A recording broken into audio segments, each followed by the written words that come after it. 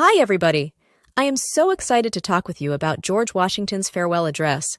This is one of the most significant documents in American history. Delivered in 1796 as he declined to seek a third term in office, Washington offered his reflections on the young nation's current state and provided guidance for its future. Pay attention to what Washington had to say about foreign alliances, political factions, national unity, the public credit, religion, morality, and education. Now let's go back in time to 1796 and listen in. Friends and fellow citizens, the period for a new election of a citizen to administer the executive government of the United States being not far distant, and the time actually arrived when your thoughts must be employed in designating the person who is to be clothed with that important trust, it appears to me proper that I should now apprise you of the resolution I have formed, to decline being considered among the number of those out of whom a choice is to be made. The unity of government which constitutes you one people is also now dear to you. It is justly so, for it is a main pillar in the edifice of your real independence, the support of your tranquility at home, your peace abroad, of your safety, of your prosperity, of that very liberty which you so highly prize. But as it is easy to foresee that, from different causes and from different quarters, much pains will be taken, many artifices employed to weaken in your minds the conviction of this truth.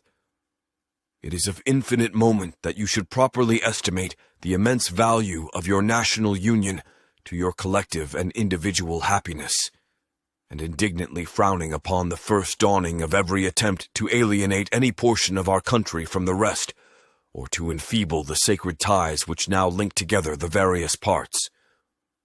In contemplating the causes which may disturb our union, it occurs as matter of serious concern that any ground should have been furnished for characterizing parties by geographical discriminations, northern and southern, Atlantic and western, whence designing men may endeavor to excite a belief that there is a real difference of local interests and views.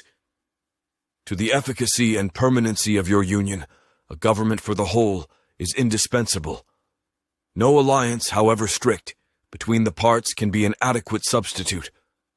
This government, the offspring of our own choice, completely free in its principles, in the distribution of its powers, uniting security with energy, and containing within itself a provision for its own amendment, has a just claim to your confidence and your support. Respect for its authority, compliance with its laws, acquiescence in its measures, are duties enjoined by the fundamental maxims of true liberty. The very idea of the power and the right of the people to establish government presupposes the duty of every individual to obey the established government.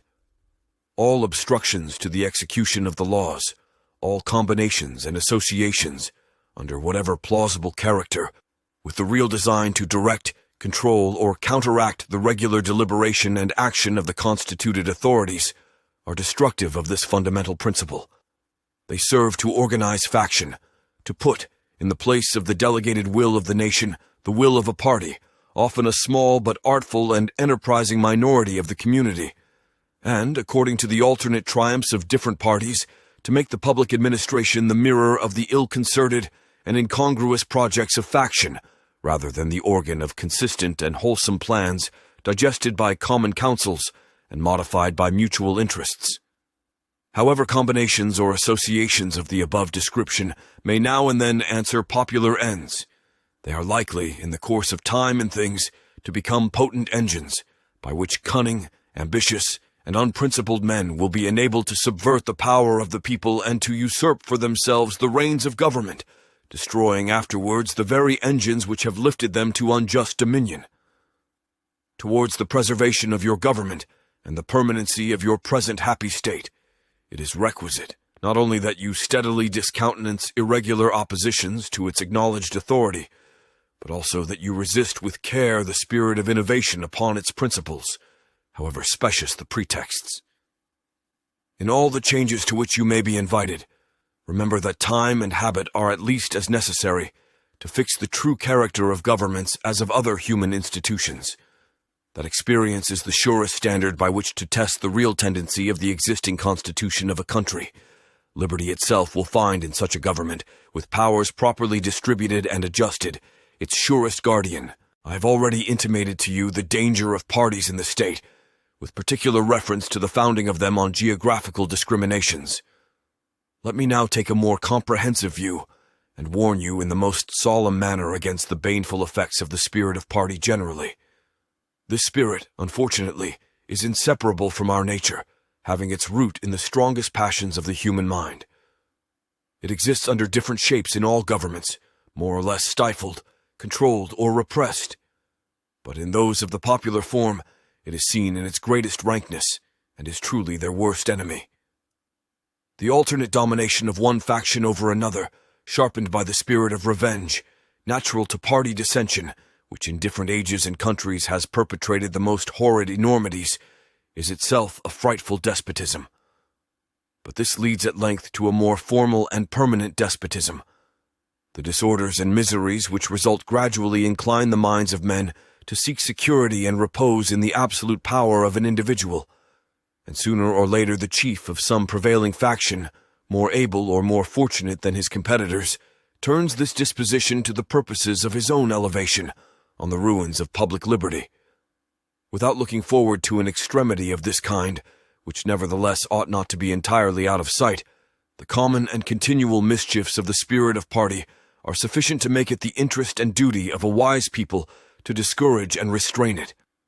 It is important, likewise, that the habits of thinking in a free country should inspire caution in those entrusted with its administration, to confine themselves within their respective constitutional spheres, avoiding in the exercise of the powers of one department to encroach upon another. The spirit of encroachment tends to consolidate the powers of all the departments in one, and thus to create, whatever the form of government, a real despotism. Of all the dispositions and habits which lead to political prosperity, religion and morality are indispensable supports. Whatever may be conceded to the influence of refined education on minds of peculiar structure, reason, and experience, both forbid us to expect that national morality can prevail in exclusion of religious principle.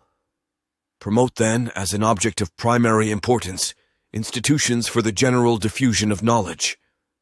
In proportion as the structure of a government gives force to public opinion, it is essential that public opinion should be enlightened. As a very important source of strength and security, cherish public credit.